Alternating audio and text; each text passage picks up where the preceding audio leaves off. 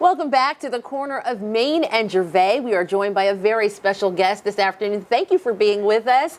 This is Sandra Johnson, who is an author and a native of Columbia, South Carolina. Well, thank you so much for having me. Not a problem at all. It's our pleasure. Actually, I'd like to talk to you about a new book that you have that you just finished writing. Actually, it took you 13 years to get to this point. Yes, to get the book published. I actually finished writing the book some years ago.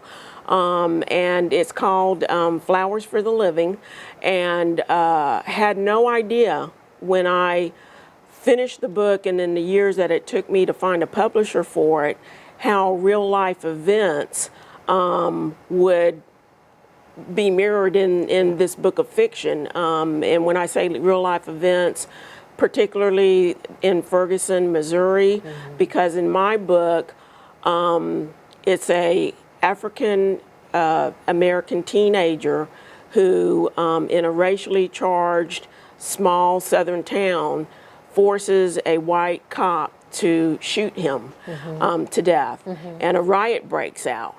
And I originally had the character named Michael, but as Ferguson, Missouri played out, and then other events, the Tamir Rice, and just all these other horrible events, I felt like I needed to change his name from Michael to Marcus. I didn't want anybody to feel like, right. Exactly. So tell me, you wrote this book before a lot of this race relation and racial tension started to kind of rear its head. Right. How did you come up with the title, and how does that correlate with the racial divide or coming together that you deal with in the book? Well, actually, it has to do with coming together, and the title, again, being Flowers for the Living, reflects on the boy's mother's passion for gardening. And she felt like after her son committed suicide that she starts devoting a lot of time to her son's grave, which is where she is drawn to, as well as the white cop who was forced to kill her son. And so through these awkward meetings there, they eventually discover that both of their lives are falling apart because of the guilt that each of them feel for this boy's death.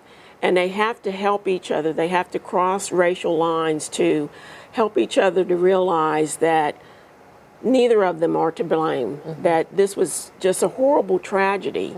And so they help to heal each other, and they help to heal their city, which has ignited with a race riot and a lot of racial tension related to the book. And so we're having a great big party on the 19th of this month at the Lurie Center.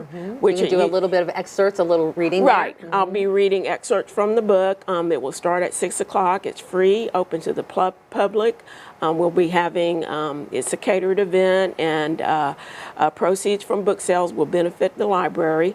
But I'll be there reading excerpts from the book and signing copies of the book. And the book title again, Flowers for the Living. Flowers for the Living. I can't wait to hear it and read it for myself. It sounds like an excellent book. We'll have all this information on our website as well so that people can come to that free reading. And it'll be on our website, abccolumbia.com. Sandra Johnson, thank you so much. Always a pleasure to see you. And thank you again for being here. Thank you. We'll be back right after this.